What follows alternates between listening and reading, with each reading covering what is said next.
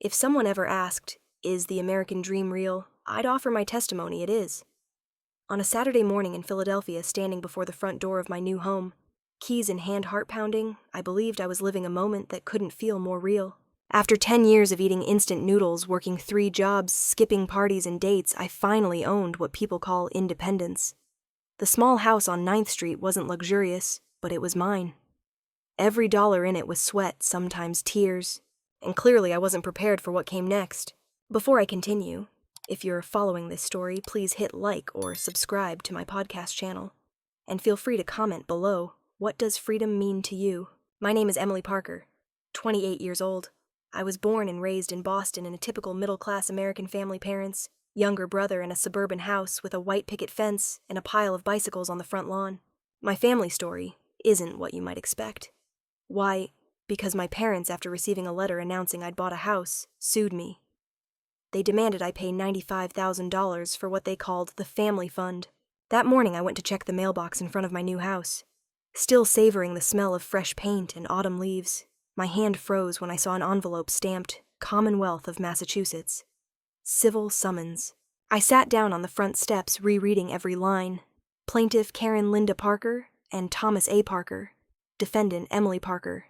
Demand repayment of $95,000. Reason, breach of family financial commitment. For a moment, my heart stopped. Then it raced like a village drum late for a festival. I wasn't entirely surprised, just tangled in a single feeling betrayal. In my head, one question spun. How could a family do this to their own daughter? The answer would require digging into the deepest parts of my memory, unearthing a past I'd tried every way to bury. I had achieved what I'd always dreamed of. This house was my symbol freedom, the right to live on my terms, to shape my destiny without anyone else's choices. For years I believed that if I pushed hard enough, my past and my efforts would carry me to shore. And they did. I was standing there. But alongside the house keys came a court summons. I never imagined my parents would take the story this far. In the lines that follow, I'll tell you about a life framed by numbers, how much I saved, how many packs of noodles I ate, how many dates I turned down. But before you judge my family, or me, come with me back to a 10-year-old girl sitting at the kitchen table with a weekly expense report. I'll tell you why a $3 hair clip was evidence of betrayal, in my mother's eyes. Let me take you into this story from the beginning. If you ever thought a child could live carefree, I'll tell you about the week I turned 10 and was scolded for spending $3 on a hair clip. That clip was turquoise clear plastic with a shimmer of glitter. I bought it during a trip with friends to the mall. A small, seemingly harmless act. But that evening, during our weekly family expense review, my mother Linda held my report, frowned, and asked, "What's this $3 at Claire's, Emily?" I mumbled, "Just a hair clip, Mom. It was on sale." "You have 17 hair clips in your drawer," she said, eyes fixed on the ledger. "Why do you need an 18th? I stayed silent. I hadn't yet learned how to answer correctly when even a hair clip became a topic for criticism. My childhood wasn't lacking food or clothing. Our Boston home was decent, with a back porch, a small garden, and a kitchen always brightly lit. But behind that comfort was a tightly controlled system down to every penny. And the one running that system was my mother. Linda Parker never raised her voice, but her eyes were sharp as razors, and her memory was like a computer's. Every expense, $1.29 for a correction pen, or $0.75 for an ice cream cone, was recorded, compared, and judged. My father, Thomas, was quiet. He spoke little, often worked late, and when present usually let my mother handle all decisions about raising us. But his eyes, those glances from behind his morning newspaper, always carried something silent, something helpless. My younger brother Jack fit their mold perfectly. Serious, punctual, always reporting fully. Once, when I hid a few dollars of allowance to buy a book, Jack accidentally told Mom. He wasn't malicious, just raised that way. The older I got, the more I felt like an outsider in my own home. I started keeping a diary hidden under my pillow. I stashed uneaten cookies to avoid being scolded for waste. I learned to lie just to keep a sliver of privacy. My mother called it early financial discipline. She believed that if I learned to manage money at 10, I'd be financially secure for life. Maybe she wasn't wrong. But the price I paid was a childhood stripped of personal freedom. Once, when I asked for $5 to chip in for a classmate's birthday gift, my mother asked, "What has that friend ever given you?" When I couldn't answer, she closed her ledger and said, "Then it's not necessary." I remember sitting alone in my room that night, staring at a handmade card with no gift to go with it. I felt like I was living on conditional affection. I'm not telling this to cast blame. Honestly, I believe my mother thought she was doing the right thing. She grew up in a poor family where dinner depended on that day's tips. She feared poverty so much that frugality became her religion, and in her world, spending was a sin if not meticulously calculated. But what she didn't understand was that when you apply accounting to emotions, you don't teach your kids to save. You teach them to fear. Perhaps it was during those years that I developed two things: an absolute wariness of anyone controlling my money, and a fierce desire to break free. I never told anyone this until now, but at 17, when my mother tore up my scholarship letter because you don't need to go far to study, I swore to myself I would leave. Leave that kitchen table, those scrutinizing eyes, those suffocating audits. I didn't know where I'd go or what I'd do, but I knew freedom wasn't in a $3 hair clip. It was in the right to choose whether to buy it without reporting to anyone. And from that day, I started hiding money, opened a bank account using a friend's address, and began dreaming of independence. No storm gave warning. It was just an ordinary March afternoon. I came home from school to find my mother folding napkins in the living room. She paused when I walked in, a faint smile appearing like a formality. But I knew something was wrong. A cream-colored envelope with the logo of my dream school, University of New Hampshire, lay crumpled in the trash. I recognized it instantly. I'd imagined opening it with trembling hands, screaming in the school hallway if I got in. I froze. I picked up the letter. It had been opened. "You don't need to read that," my mother said evenly. "You're not going that far. Community college is more practical." I don't remember if I yelled or cried. I only remember clutching the letter until it tore, and the pain in my chest felt like someone clawing with iron nails. I had received a full scholarship, housing and meals included, an opportunity not every middle-class kid gets, but to my mother it was a threat. She didn't say it, but her eyes made it clear. If you leave, who will contribute to the family fund? That fund, a vague concept no one questioned, but everyone had to contribute to. My father once said, "Our family doesn't let anyone grow old alone in a nursing home. We create a shared fund. Whoever needs it can draw from it. Whoever has it contributes." It sounded noble, but in reality it meant my parents controlled every penny of their children's money, even as adults. When I protested, my mother turned icy. "You're selfish. If you leave, who'll care for Jack? Who'll help with the house? We raised you, now it's your turn to give back." My father stayed silent. He stood in the doorway, arms crossed, eyes down. I searched for a sympathetic glance, a word of support, but he only said, "If you walk out of this house for some no-name school somewhere, don't expect a way back." I nodded. I understood the message. They didn't need a daughter who dreamed they needed a loyal financial soldier. That night, I packed everything. I had a suitcase of clothes, a backpack of books, and my scholarship papers. I slept for exactly 4 hours, then quietly left the house that raised me for 17 years. No tears, no goodbye hugs, just the dry sound of the door closing like a final period. I went to my best friend Julia's house, who had agreed to let me use her address for school applications. Julia's mom hugged me when she saw my weary face. "Are you okay?" I smiled. For the first time in days. "I'm fine. I just started my own life." In the months that followed, I began applying for part-time jobs. I washed dishes at a diner, worked at the school library, babysat in the evenings. Every dollar, every minute carried a strange feeling: freedom. Freedom was sometimes exhausting, but never as suffocating as living in my own home. I officially applied to the University of New Hampshire, handling all the paperwork myself.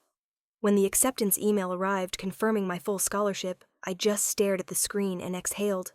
No fireworks, no hugging anyone. But one thing I knew for sure: I wasn't turning back. I didn't resent my parents, but I didn't forgive them either, at least not then. I was still full of anger for being denied my dreams, for being labeled a dutiful child. I wanted more. I deserved more. The day I left for the dorms, I stood at the bus station with a one-way ticket. The sky was blue, the sun gentle. No one saw me off. No flowers, no farewell party, but in my heart was a quiet, triumphant song. I didn't know what lay ahead, but I knew this: from now on, every step I took was my own choice. What do you learn when you have no one to rely on? When the family that's supposed to be your refuge becomes the thing you must escape. I learned to survive. Not to thrive, but to exist. To exist long enough to turn that existence into a foundation for something greater. For me, that was a house, a place where I could lock the door, and no one else had a key. I arrived in Philadelphia at 18, carrying 2 suitcases of clothes, a scholarship, and a will forged by tears. The city didn't welcome me. No open arms, just noisy streets, a rundown apartment, and the cold glances of strangers. My first rented room was barely 100 square feet, a converted closet, really. I had to pass through the kitchen hallway to get in. Peeling walls, a window that didn't block sound, but the rent was cheap, $400 a month, utilities included, and that was all I needed. Me, and 3 roommates I only knew by name, and bathroom schedules shared a kitchen and a single bathroom. The smell of burnt curry, knocking on doors, and late-night arguments were part of communal life. I didn't get close to them. I didn't get close to anyone.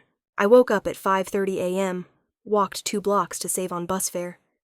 My main job started at 8:30 at a small marketing firm downtown. Starting salary $13 and $200 a year, not enough to live on, but enough to start. From 6 p.m. to 10 p.m., 3 nights a week, I worked as a barista at a coffee shop near campus. On weekends, I was a cashier at a clothing store 16 hours a week. I ate oatmeal with peanut butter for breakfast, avocado sandwiches for lunch, and instant noodles with frozen veggies for dinner. I had a $25 a month prepaid phone, cut my own hair, and hand-washed clothes to save every penny. Each paycheck, I transferred $800 straight to a high-yield savings account. I never looked at the balance. I was afraid if I saw it, I'd want to spend it. I lived by math, not emotions. For 10 years, I declined nearly every social invitation. No happy hours, no birthday parties, no high school reunions. Not because I was aloof, but because I couldn't spend $15 on a cocktail when that was 3 days' worth of dinners. Friends stopped calling. I didn't blame them. When you're always busy, freelancing, working extra shifts, or saving up people, realize you've chosen a different life. I didn't fall in love. Every time a date started the question, "Why do you live like this, cut like a knife?" No one wants to love someone who measures everything by their savings account. And I didn't want to explain. In my 3rd year, I got a raise to $42,000 a year. I didn't upgrade my living situation or buy anything new. I just funneled more into savings. Friends started posting photos of Europe trips, new cars, engagements. I stayed quiet, kept eating noodles, and worked overtime. I reminded myself, the house. The house. The house. In my 5th year, I got promoted to a junior manager role, $55,000. I took on freelance gigs at night, earning an extra $15,000 a year. My account balance started to feel strange. It wasn't just an abstract number anymore. It felt like a door. In my 7th year, I switched companies, earning $72,000, and got better health insurance. A bout of bronchitis the previous year had wiped out my small emergency fund, and I swore it wouldn't happen again. I had no vacation photos, no plane tickets, no travel stories for office lunches, but I had a detailed Excel spreadsheet tracking every cent and a map of potential neighborhoods for buying a house. That's how I lived, like a shadow, moving through other people's worlds, always on the edge, always silent. But I knew where I was going. In my 8th year, I moved to a $750 studio apartment. For the first time, I had my own space. I hung a small painting, bought a plant. Luxuries I'd never dared consider before. In my 9th year, I looked at my account for the first time in years and saw 3 digits I never thought I'd reach, $320,000. I cried. Not for the money, but because I never thought I'd be that persistent. In my 10th year, I hit my goal, $350,000, enough for a small house, a 20% down payment, repairs, taxes, and an emergency fund. I didn't throw a party. I opened a cheap bottle of wine, sat alone on my studio floor, and wrote in my notebook 10 years. Not to escape, but to return to myself. You might think I lost something, and you're not wrong. I traded my youth friendships, love, relaxed evenings, and the feeling of living for one thing, freedom. Freedom isn't going wherever you want. It's being able to close the door, and no one gets in unless you invite them. And from that hazy foundation, I began my search for a home, a place where I was no longer a guest, but the true owner. They say don't put all your eggs in one basket. I did the opposite. I put my youth, strength, emotions, and future into one thing, a house. To me, it wasn't just shelter. It was proof I didn't fall despite being pushed out of what I called family. It was how I proved I could create a home starting with nothing but empty hands and a scarred heart. I found that house after 6 months viewing over 40 listings on Zillow and Redfin. It was a small 2-bedroom, 1 living room painted pale gray with a simple white fence and a backyard big enough for flowers or a wooden table. The asking price was $282,000, nearly all I'd saved over 10 years. I could have taken a mortgage and kept some cash for liquidity, but I didn't. I wanted the feeling of full ownership that no bank could take it away, that I owed no one. Exactly zero. On the day of signing, I wore my oldest but cleanest shirt, scuffed shoes, and my hand trembled as I signed the line marked buyer. The closing attorney joked, "First time buying a house." I smiled, nodding slightly, but inside I wanted to say, no. This is the first time I bought back faith in myself. The previous owner left a few things: a warped wooden cabinet, a faded velvet sofa set, and wrinkled curtains. I didn't mind. In fact, I was grateful. It meant I wasn't starting from nothing. I moved into my new home on a Saturday in October. No moving truck. I rented an old SUV carrying just 4 boxes of personal items, a few bags, and 2 small plants. I cleaned the floors myself, repainted every wall, assembled IKEA furniture, and learned to patch a ceiling via YouTube. Every broken nail, every sore back, they were worth it. Because I knew I was building something that had never been whole to begin with. The first week in my new house, I slept on a mattress on the floor. In the mornings, I brewed coffee with an old kettle, sat cross-legged in the living room, and listened to the wind whistling through an unsealed window. And I felt peace. Not because I was no longer lonely, but because I knew this loneliness was no longer helplessness. It was a choice. I wrote to my family one Sunday afternoon after planting a row of lavender out front. I sat by the window, took out paper and pen, as if writing something sacred. I didn't mention the past. I just wrote about my new house, the feeling of painting the walls white, how the sun streamed through the window at 7 a.m. and cast shadows on the wooden floor. I said that if they wanted, they could visit. I'd bake an apple pie, the kind Mom used to make every fall, and we could talk like normal people. I sent the letter with no expectations. But deep down, there was a flicker of hope. 4 days later, I got a text from Jack Hurd from Mom. "You bought a house. Where'd you get the money?" I didn't reply right away. I read the message at least 10 times. Though unspoken, I felt the suspicion, even an accusation in every word. I only texted back from 10 years of working without a single day off. The next message wasn't from Jack. It was from my mother. "The family wants to meet you this weekend. We need to talk." I knew that feeling. My heart shrank like it did at 17, holding that hidden scholarship letter. But this time I was different. I wasn't a kid begging for pocket change. I was the woman who bought a house with what others called sacrifice, and I was ready to face them. That evening I walked through my house, checking every outlet, testing every lock. I stepped into the bedroom, sat on the edge of the old wooden bed I'd just polished. I opened my phone, turned on the front camera, and looked at myself for a long time. I didn't look old, but there was something in my eyes, a calm born from walking through fire. I whispered, as if reminding myself, "No one can take this from you, Emily, unless you let them." I always imagined that if I ever returned, things would be softer than I remembered. That when I opened the door and walked in, my mother would put a hand on my shoulder, my father would nod gently, and Jack would say something like, "Welcome back." I hoped the house I bought could be a bridge mending what was once broken. But hope, as I'd learned too many times, is a fragile commodity. That afternoon I returned to Boston at my mother's invitation for a family meeting. Wearing a simple shirt, I stepped into the old house where I'd lived for nearly 2 decades, filled with memories both tender and painful. The kitchen was the same: beige walls, 6-seat dining table, old ceiling light. The scent of baked goods wafted through. My mother always knew how to use smells to ease tension or to hide it. I sat down. My father, mother, and Jack were there. No one smiled. No hugs. No real greetings. My mother spoke first. "We need to talk seriously." I nodded. My heart beat steadily. Not fast, not slow, I was prepared. "How did you buy that house?" she asked bluntly. I looked at her. "With the money I earned. 10 years. 3 jobs at once. No one helped." Jack cut in.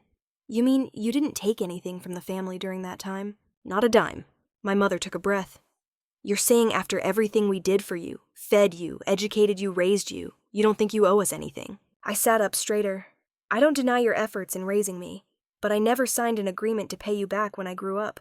My father, the silent one, finally spoke. "Emily, your mother and I set up a fund when you and Jack were little. We agreed everyone would contribute when they grew up, so whoever needed it could use it." "I never heard about this," I said. "And if that fund exists, it's between you two. It's not a legally binding contract with me." My mother's voice sharpened. "You're talking like we're strangers." I looked straight at her. "Because sometimes I feel worse than a stranger. At least strangers don't demand I sell my house to pay a debt of gratitude." The room grew thick with silence. Jack set his glass down, his voice low. "I know you worked hard, Emily. But Mom and Dad took care of you for years. The house you bought is the result of all that." I paused for a few seconds. Then, in my calmest voice, I replied, "If raising a child is an investment with profit, then lucky you're the favorite, you probably don't have to pay anything." Jack's face tensed. My mother stood pushing her chair back. "If you won't understand, we have no choice. We'll let the law decide." I asked one last time, "What do you mean?" "We'll sue you. Demand repayment for the family's contribution to your success." I stood. My heart still beat steadily, but now from anger. Not because they demanded money, but because they believed I could only succeed by leaning on them. "Fine, see you in court." I left that house for the second time in my life. When I returned to Philadelphia, the lawsuit had arrived via email. My mother was the named plaintiff with my father as co-sponsor. The reason was clear breach of family financial commitment. Demand for repayment of $95,000. I read the legal document with an empty heart, not because I was afraid, but because I was sad. Sad that even now they didn't understand. That evening I sat in my own kitchen, small, quiet, no smell of apple pie or lectures. I poured a glass of water, set it on the wooden table, and opened my laptop. I typed, "Find civil attorney specializing in family disputes, Philadelphia." I once thought working 3 jobs was the hardest thing in my life. I was wrong. Nothing compares to coming home from work at 7 p.m., walking through Philadelphia's freezing streets, thinking about losing everything not because of a mistake, but because of the people who gave you life. I didn't waste time panicking. I'd lived 10 years with every kind of instability from financial to emotional. But this lawsuit was a blow deeper than any number. The next day I took the afternoon off and went to the office of Michael Green, a highly rated civil attorney on legal aid. His office was small, tidy, smelling of old papers and stale coffee. Michael greeted me around 50 graying hair-striped shirt, a voice calm enough to make me feel I wasn't alone. I told him everything. No embellishments, no dramatization. Just a woman trying to hold on to her hard-earned life as her family turned kinship into a legal weapon. Michael nodded after reading the lawsuit. "This is a tough case not because of evidence, but because of emotions. But I've seen it before. Family can be the worst kind of plaintiff." He gave me a list of things to prepare. All pay stubs from the past 10 years. Bank statements, old lease agreements, tuition bills, student loan records, emails, texts, personal diaries. If any, statements from colleagues, friends, teachers, anyone who could testify to my independence. For the next 2 weeks, I lived like an FBI agent investigating my own life. I called my old coffee shop manager for a confirmation letter. Emailed a professor who mentored my thesis, asking for a letter verifying I worked to pay my own tuition. I dug through boxes for old receipts. One night I sat reviewing 2016 bank statements, spotting a $3 charge for a protein bar, remembering I ate it for dinner that day. I wasn't reliving those hard days for nostalgia.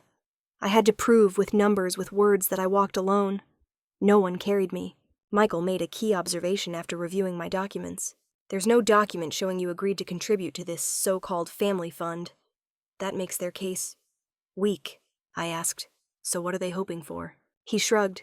"They're hoping for an emotional jury. That sympathy gratitude will be twisted into financial obligation." I sat silent for a long time. "Then we'll use the truth. No emotions." Michael smiled. "The truth, Emily, is always the most valuable asset in a courtroom." I lost sleep many nights.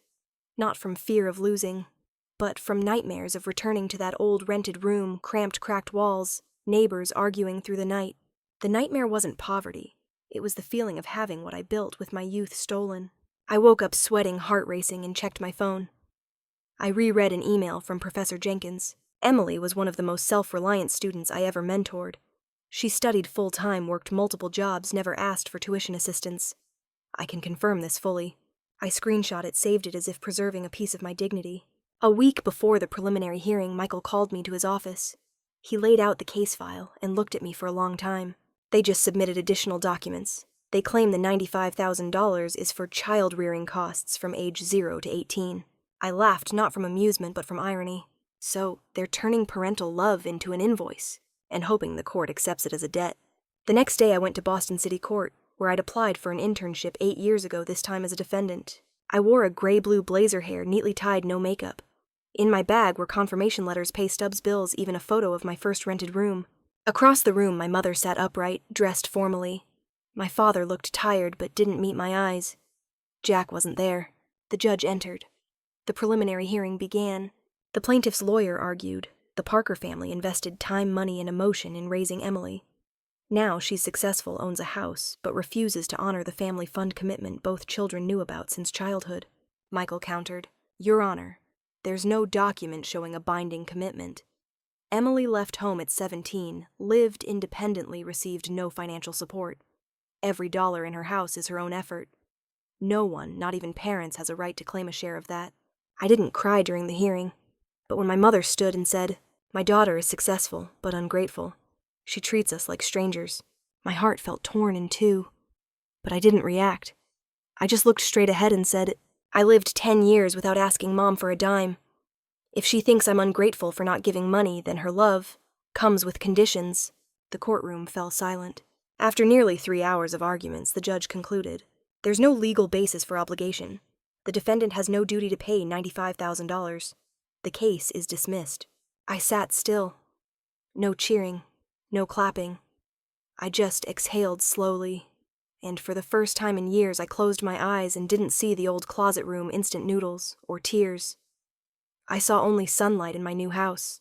I once thought truth was pure, that if you held all the evidence, everything would be clear, fair, empathetic, just. But stepping into that courtroom, I realized sometimes truth isn't just truth. It has to be told right and heard with an unbiased heart. Boston City Courtroom 4A. It was lightly raining that day. I sat in the defendant's row with Michael, my lawyer, while my parents sat across. They looked like a couple from a traditional family magazine. White shirts, neat hair, somber eyes. The judge was Gail Everett, over 60 sharp, impatient with rambling. The hearing began at 9:00 a.m. The plaintiff's lawyer opened. "Your Honor, this isn't a simple property dispute. It's a heartbreaking story of denied moral obligation. Mr. and Mrs. Parker raised the defendant for 18 years. They created a family fund agreed upon that their children would contribute when grown. But the defendant, Emily Parker, chose to quietly abandon them and now buys a house, refusing to repay her financial duty." My mother stood, her voice steady. "My daughter is a bright child, but she's changed. She turned her back on family without a word of thanks. We don't want to demand, but seeing her buy a house without mentioning her parents, it hurts." My father didn't speak. He nodded slightly when their lawyer quoted, "Whoever raises a child, the child must repay." I sat still, not shocked. I'd prepared for this courtroom, where memories would be weaponized. Michael stood, placing a stack of documents on the podium. "Your Honor, the defendant. Emily Parker has been fully independent since age 18. We have financial records, witness statements, and evidence verifying she received no financial support from the plaintiffs after leaving home." He presented folders, pay stubs, tax records, lease agreements, letters from professors, friends, colleagues. I stood looking directly at the judge. "I worked 3 jobs for years, paid my own tuition, fed myself, and I owe no one." Judge Everett asked, "Are you aware of the family fund your parents mentioned? I never heard of it until I was 28, when I bought my house. No agreement, no document, no discussion. Did you receive any money from the plaintiffs after leaving home?" "No, not a dime." My mother was called again. "At first," she said, "we gave Emily money when she struggled but didn't record it because we trusted her," Michael countered. "Please provide proof of transfers or financial notes." My mother paused. After a few minutes, she said, "Actually, I don't have them anymore. It might have been cash." The judge frowned. Michael pressed, "So do you have emails, texts, or anything where Emily promised to repay?" My mother answered slowly, "No. We thought children would understand." I sat still. My heart felt lighter, but also ached. I didn't want to see my mother falter like that. But I couldn't let them rewrite the truth, painting me as ungrateful to serve a false narrative. At the end, Michael gave his closing. "Your Honor, this is a tragic case when family ties are mixed with possession. But the law cannot, and should not, force someone to pay to keep love. That's no longer love. It's a transaction." The judge scanned the room. She didn't need much time. "After reviewing all documents, testimonies, and evidence, I find no legal basis proving the defendant has a financial obligation to the plaintiffs. The case is dismissed." I didn't cry. I just bowed my head slowly. Michael patted my shoulder lightly. As I left the courtroom, I passed my parents. My mother turned away. My father said nothing, but I caught a glimpse of his eyes, no longer accusing, just tired. I stepped outside, took a deep breath. Boston was still the same, gray, cold, distant. But this time I didn't leave in silence. I left with a ruling that affirmed what I'd held in my heart for a decade. I owed no one anything except myself. 3 days later, I received a strange package from my parents' address. No sender's name, just a single line on the envelope. "Yours, from long ago." Inside was an old, worn notebook. I recognized the handwriting. It was my father's. Some apologies are never spoken. Not because people aren't sorry, but because they don't know where to start. 3 days after the trial, I received a package. No sender's name, but the handwriting on the address was so familiar, I could almost see the thin hand writing each stroke. My father. I opened the brown paper. Inside was a leather notebook, edges frayed. No title on the cover. Just an old, light object that made my heart heavy. I sat at my kitchen table where I drank coffee every morning. The kitchen was quiet. Before me was the notebook and something I didn't expect: handwritten memories. The first line was dated nearly 20 years ago. Emily turned 8 today. She doesn't like cake, but smiled brightly when I gave her the fairy tale book I picked. Linda said I shouldn't spoil her. I don't think so. I turned to the next page. And the next. Each page was a fragment of time I thought my father had forgotten. Tonight, Emily had a high fever. I stayed up all night by her bed. She mumbled in her sleep, "I don't want to miss my math homework." It broke my heart.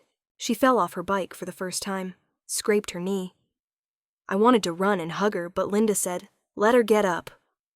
I watched from afar. She failed her 6th grade math test, sat quietly all evening. I left a grammar correction book on her desk without saying anything. The next morning she was studying again. I felt relieved. I sat still, my hand resting lightly on the page. I didn't expect my father to notice so much. The quiet man always working in the garage who hadn't hugged me since I was 12, had a silent world watching me recorded in trembling words. I kept reading. She got the scholarship. I cried with joy, but Linda said, "Don't tell her. She'll leave us." I stayed silent. That was probably my first mistake. That page was smudged as if someone had cried while writing. Near the end, one entry had no date. I've followed her for 10 years, from afar. She lived in a tiny room, worked night shifts, learned to paint walls from the internet. I wanted to send money, but feared she'd think I was controlling her like her mother. I saved a photo of the house she rented, then deleted it after looking. I bit my lip. I didn't know if I was crying from emotion or anger. Probably both. I turned to the last page. "I was wrong to think you needed protection. You just needed to be trusted." No signature, no more lines. Just blank space and a silent apology. I closed the notebook, placed my hand on the cover as if touching a part of memory never acknowledged. There's no excuse for what my parents did, but I couldn't deny that some part of my father still tried to love me in the only way he knew. That evening I wrote a letter. Not a speech, not a reproach. I told them about the house, the smell of fresh paint, the lavender I planted the stray cat I was feeding named Maple. I said if they wanted, they could visit. I'd bake apple pie. No one needed to say anything grand. Just come. I didn't expect a reply, but I sent it. A week later on a Sunday afternoon I heard a knock. Not urgent. Just 3 soft taps as if the knocker wasn't sure they should. I opened the door. My parents stood there. My mother held a paper bag. My father empty-handed. Both wore simple clothes, not the formal attire from court. I stepped back, opening the door wide. Said nothing. They walked in. The dining table was set. Apple pie was baking in the oven. The warm scent filled the kitchen. No one spoke for the first 10 minutes. I poured tea. My mother opened the paper bag, pulled out a small embroidered handkerchief with my name in blue thread. "You left this behind in 5th grade. I kept it." I nodded slightly. My father looked around the house. "You painted it yourself." "Yes, it's nice." We ate dinner with little talk, but the air wasn't heavy anymore. It was like 3 people learning to be together again. No pressure, no roles, no old scripts. After dinner, my mother stood to wash the dishes. I didn't stop her. My father walked to my desk, saw the notebook, touched it lightly but said nothing. Before leaving, he turned back, placed a hand on my shoulder, the first time in years. "I'm not good with words, but I read your letter. Thank you for giving us a chance." I didn't say anything, just squeezed his hand on my shoulder. No hugs, no "I love you." No movie like life lessons. Just a quiet dinner, a non-accusing glance, and a notebook as a fragile bridge. Sometimes forgiveness isn't a grand act. It's opening the door literally and figuratively, and letting someone step in, even just a few steps. I once thought my first meal in my own house would be grand candlelight wine soft jazz. But in reality, my first dinner with my parents in this kitchen began with silence, and ended with a slice of apple pie. That day the weather was cool. Sunlight poured through the kitchen window, making the freshly painted walls even brighter. I set the dining table in the middle of the room. Not a banquet table, just an old wooden one, enough for 3 chairs, a plain tablecloth, and a small vase of lavender I'd grown. I prepared mushroom pasta, a simple salad, and mint tea. Not for extravagance, but to keep things light. No heavy pressure for a fragile reunion. The doorbell rang at 6 p.m. sharp. I opened the door. My father stood there, hands in his coat pockets. My mother beside him holding a brown paper bag. "Come in," I said. They stepped inside, looking around without speaking. I saw my father's eyes trace every detail, the painting, the wooden chair, the desk lamp. Maybe he was searching for the little girl from years ago in this new space. My mother set the bag on the table. "Apple pie. The kind you like." I was surprised. Apple pie was my childhood favorite, the smell of cinnamon butter and crisp crust. It had been years since I'd eaten my mother's. Not because no one baked, but because no one was close enough to bring it. We sat at the table. No one mentioned the past. No one brought up the lawsuit. No apologies, but no tension either. Just the soft clink of cutlery on plates, the sound of tea pouring into cups, and Maple, the cat, breathing softly under the table. I realized that sometimes silence isn't an absence. It's a form of presence. A very adult way of saying I'm still here if you want to start again. My mother asked after her 3rd bite of salad, "You really grew that lavender yourself?" "Yes, the backyard gets enough sun." My father smiled faintly.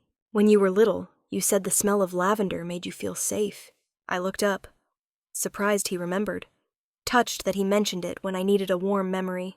We kept eating. The conversation turned to neutral topics, weather, gas prices, stray cats. No one mentioned the past, but no one denied it existed. After dinner, my mother stood to wash the dishes. I started to stop her, but stayed silent. Maybe this was her way of contributing quietly, practically. My father went to the back porch where I'd placed a wooden chair and a few small plants. I followed. He sat looking at the darkening sky. "You've done better than I thought, Emily." I didn't reply. He continued. "I know. I didn't speak up when I should have. But every time I saw you struggling, it hurt me too. I just didn't know how to say it without making you feel controlled." I sat beside him. Not too close, but not far either. "I understand. You don't need to explain much. Today, just coming was enough." He turned to me. "Do you think we could do it differently?" I smiled faintly. "I don't think we need to start over. Just move forward without stepping back." We returned to the kitchen as my mother finished the last dish. She turned, pointing to the paper bag on the table. "There's still apple pie. It's good when it's cooled." I grabbed plates, cut 3 slices. We sat down. For the first time in years, we ate apple pie together. No one said sorry. No one said I forgive you. But every bite, every glance spoke words that didn't need voicing. That night, as I saw my parents to the door, my mother turned, placing a hand on my cheek. "Nice house." I smiled. "Not a castle, but it's mine. And you're holding it strong," she whispered. My father said nothing, just nodded, but his eyes this time weren't distant. They stayed with mine. When the door closed, I didn't feel relief, but I felt whole, not because every wound was healed, but because for the first time I saw hope for something better than what was broken. Sometimes long broken relationships don't shatter with a loud crash. They just quietly crack bit by bit over years until you realize it's been so long since you knew how to talk to each other. With Jack, my brother, that distance lasted nearly a decade. I got a text from Jack one early winter afternoon. The phone screen showed a simple line. "Lily was born this morning. 3.2 kilos. Mom's fine. Baby's fine." I sat still for a few seconds. No emojis, no invitation, no want to visit. But I knew this was the first time in years Jack had reached out. I replied, "Congrats. You did it." And added, "If it's okay, I'd like to visit." He only answered room 204, St. Clair Hospital. I went to the hospital with a small stuffed animal, a handwritten card, and no big expectations. Room 204's door was ajar. I knocked lightly. A woman's voice called, "Come in." I pushed the door open. Jack stood by the bed. His wife, whom I'd met only once at their quick wedding years ago, held a tiny bundle wrapped in a blanket. She smiled faintly when she saw me. Jack didn't smile, but didn't look away either. "You're here," he said evenly. I nodded, handed over the small gift. "For Lily." Jack's wife took it, opened it, her eyes lighting up. "Thank you. It's adorable." A pause. Then she turned to Jack. "Can she hold her for a bit?" Jack looked at me. No objection, no hesitation. He just nodded slightly. I took Lily in my arms, just over 3 kilos, but she felt like a small universe. Her face was wrinkled lips, pink and pursed. She breathed evenly, her warmth radiating through the thin blanket, softening my heart. For the first time in years, I saw something undeniable. We were family, no matter how deep the cracks. I sat in a chair holding Lily. Jack stood watching silently. No one spoke for a few minutes, but everything had changed. We met again the next week when I brought some food to Jack's house. No appointment, just a text. I made chicken soup, good for new moms. He replied, okay. I arrived in the afternoon. Lily was asleep in her crib. Jack's wife rested in the next room. Jack took the food bag, grabbed 2 beers from the fridge. Sit, he asked. I nodded. We went to the balcony. Winter hadn't fully hit, but the breeze was cold enough to warm the beer in my hand faster than usual. Jack spoke first. When I saw you holding Lily, I felt small again. Like when I was 4 and you taught me to write with colored pencils. I didn't look at him, just sipped my beer. I was jealous, Emily, he said. You got to leave. You were free. I stayed, lived up to expectations, followed rules, did everything Mom wanted. I gripped the can lightly. You thought I was selfish for leaving. Then, when you saw me succeed, you felt like you lost. I turned to him. You never lost. You just chose a different path. But it didn't feel like mine. Jack said, his eyes reddening. I didn't know who I was living for. And when I realized that, I already had a daughter. I breathed slowly, set the beer on the railing. Jack, you can start wherever you want. Not to outdo me. Not to make up for anything. But to give Lily a father not bound by expectations. He sat silent. After a long pause, he said softly, You're not mad. I was. Once. But I also know, holding on to anger keeps us apart. We sat quietly until dark. He walked me to the door, hugged me for the first time without awkwardness, without pretense. Thanks for coming, he said. I smiled. Thanks for inviting me. A few weeks later, I got a small card, Lily's first month small family party. No fanfare, no long guest list. Just a few relatives, a cake, and a beautiful moment. I arrived early, helped set the table. When guests came, I carried Lily to the backyard. She opened her eyes, looking at me, not crying, not smiling, just curious. I whispered, Welcome to an imperfect family, Lily. But we'll learn to love you right. The party ended. As I prepared to leave, Jack slipped a small box into my hand. What's this? Something you left behind long ago. I opened it. It was the silver hair clip, the one I bought for $3 as a kid, the one my mother made me justify. I kept it when I cleaned your room. Back then, I thought you were wrong. Now I think you were just learning to choose for yourself. We stood at the threshold. No more words. But this time we knew between us was something real. Again, no obligations. No demands, just a connection without conditions. I once thought healing came with grand apologies, or a cinematic moment. But no. It came in simpler forms like laughter from the backyard, the smell of grilled meat, and fresh paint still on my wrist. 2 years after getting my keys, I held a small party to celebrate the house at 30. Not because the house was special, but because I'd become a living part of it. A true home one I chose to keep. That morning began with the sound of sawing wood and Lily's giggles now nearly 2 toddling in the yard with a cat ear hat. Jack was fixing the old wooden fence. I brought out water, and he looked at me, smiling faintly. This should hold for a few more years. Hope so. Better than rebuilding emotional walls, I joked. He laughed a real laugh, unrestrained, unguarded for the first time. Friends arrived early. Some from my old job, some from yoga class nearby. They brought salad cookies, a few bottles of wine, and Vietnamese banh mi. I burst out laughing at the handwritten note on the box banh mi because Emily lived like a broke student for too long. At noon, my parents arrived. My mother brought apple pie, of course. My father carried a folding chair saying, to sit near the grill. No one said much, but each brought a piece of the past, a piece of the present, and I could feel a genuine desire to be here today. I set up the backyard table.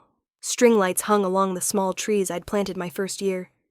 Maple, the cat, sat on the windowsill, eyes half closed as if she knew today was special. As everyone laughed and talked, I stepped back, standing near the kitchen door, watching from a distance. My mother was rolling up her sleeves, washing vegetables with a friend. Jack had Lily on his shoulders, chasing soap bubbles. My father was telling a story to 2 friends I never thought he'd connect with. And I realized this moment, this house, this life, no longer bore the marks of a struggle.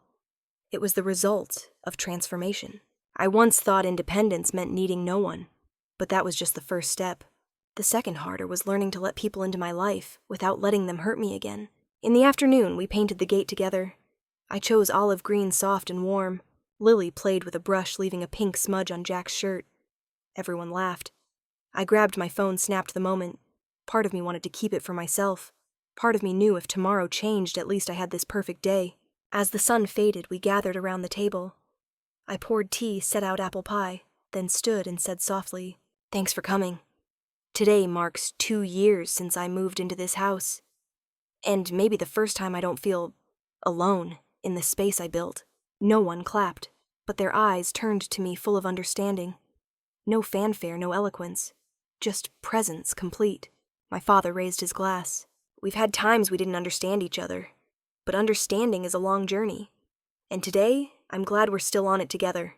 I choked up, but only nodded. That night, after everyone left, I stood alone by the freshly painted gate. A light breeze carried the faint scent of lavender. I thought back to every moment that led here. The $3 hair clip, the night I left with 2 suitcases, the months of noodles, and the bitterest trial of my life. I didn't erase them, but I didn't live in them anymore. I chose to keep this house not just for its bricks or roof, but because I rebuilt myself within it. Every brick, every crack, every stroke of paint was proof of an imperfect but honest journey. Family isn't immutable. It's something to relearn, nurture, and sometimes rebuild from what seemed lost. I no longer need a perfect family. I just need one that moves forward together even slowly. And I have that. As I write these final lines, I realize the journey from hurt to healing is never straight. It's rough stumbling, and sometimes you have to leave to truly return. My story isn't about triumph, but proof we have the right to choose how to love, forgive, and hold on to each other in a healthier way. I don't have a perfect family, but I've learned to live with its imperfections, with understanding and compassion. Because in the end, a home isn't just where you live, it's where you choose to belong. If you see a piece of yourself in this story, please share your thoughts in the comments.